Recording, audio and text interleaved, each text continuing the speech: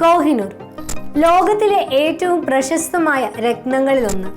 ഭാരതത്തിന്റെ അഭിമാന ചിഹ്നമായിരുന്ന ഈ അമൂല്യ രത്നം ഇന്ന് ബ്രിട്ടീഷ് കിരീടത്തിന്റെ ഭാഗമാണ്. കോഹിനൂർ തിരികെ ഇന്ത്യയിലേക്ക് എത്തുമോ എന്ന ചോദ്യം വീണ്ടും സജീവമാവുകയാണ്.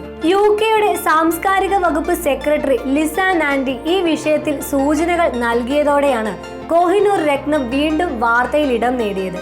കോഹിനൂർ ഇന്ത്യക്ക് തിരികെ നൽകുന്നതിനെ കുറിച്ചുള്ള ചോദ്യത്തിന് സാംസ്കാരിക പൈതൃകങ്ങൾ പങ്കുവെക്കുന്നതിനെ കുറിച്ച് ഇന്ത്യയുമായി ചർച്ചകൾ നടക്കുന്നു എന്നാണ് അവർ പറഞ്ഞത്. 108 കാരറ്റ് ഉള്ള ഈ രത്നം 1849 മഹാരാജ ദുലീപ് സിംഗിൽ നിന്നാണ് വിക്ടോറിയ രാജ്ഞിക്ക് ലഭിക്കുന്നത്.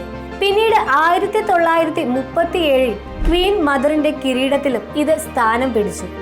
ഇന്ത്യക്കാർക്ക് ഇത് വെറുമൊരു രത്നമല്ല, നഷ്ടപ്പെട്ടു പോയ പൈതൃകത്തിന്റെ പ്രതീകമാണ്. പഴയ കാലത്തെ പല സാംസ്കാരിക വസ്തുക്കളും ഇരു രാജ്യങ്ങളിലെയും ജനങ്ങൾക്ക് കാണാനും പ്രയോജനപ്പെടുത്താനും വഴിയൊരുക്കുന്നതിനെ കുറിച്ചാണ് ചർച്ചകൾ എന്നതാണ് ലിസി നാൻഡി പറയുന്നത്. ഇത് കോഹിനൂറിന്റെ കാര്യത്തിൽ എന്ത് മാറ്റം ഉണ്ടാക്കുമെന്ന് വ്യക്തമല്ലെങ്കിലും പ്രതീക്ഷകൾക്ക് ഇടം നൽകുന്നു. കോഹിനൂർ കൂടാതെ മറ്റ് സാംസ്കാരിക കൈമാറ്റങ്ങളും ഈ ചർച്ചകളുടെ ഭാഗമാണ്. പൈതൃക സംരക്ഷണം, മ്യൂസിയം നടത്തിപ്പ്, കലാസൃഷ്ടികളുടെ ഡിജിറ്റൽ രൂപങ്ങൾ പങ്കുവയ്ക്കൽ എന്നിവയും ലക്ഷ്യമിടുന്നു. ബ്രിട്ടീഷ് കൗൺസിലും ഇന്ത്യൻ സാംസ്കാരിക മന്ത്രാലയവും ഇതിന് നേതൃത്വം നൽകുന്നു. അപ്പോൾ കോഹിനൂർ ഇന്ത്യയിലേക്ക് മടങ്ങിയെത്തുമോ? കാലം തന്നെ അതിന് ഉത്തരം നൽകും. പക്ഷേ സാംസ്കാരിക പൈതൃകങ്ങൾ സംരക്ഷിക്കാനും പങ്കുവയ്ക്കുവാനുമുള്ള ഈ പുതിയ ശ്രമങ്ങൾ തീർച്ചയായും നല്ല തുടക്കമാണ്.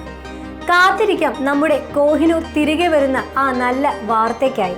ഈ വീഡിയോ നിങ്ങൾക്ക് ഇഷ്ടമായി എന്ന് കരുതുന്നു. ഇതുപോലെയുള്ള വീഡിയോകൾക്കായി ഈ ചാനൽ ലൈക്ക് ചെയ്യാനും സബ്സ്ക്രൈബ് ചെയ്യാനും മറക്കല്ലേ. നന്ദി.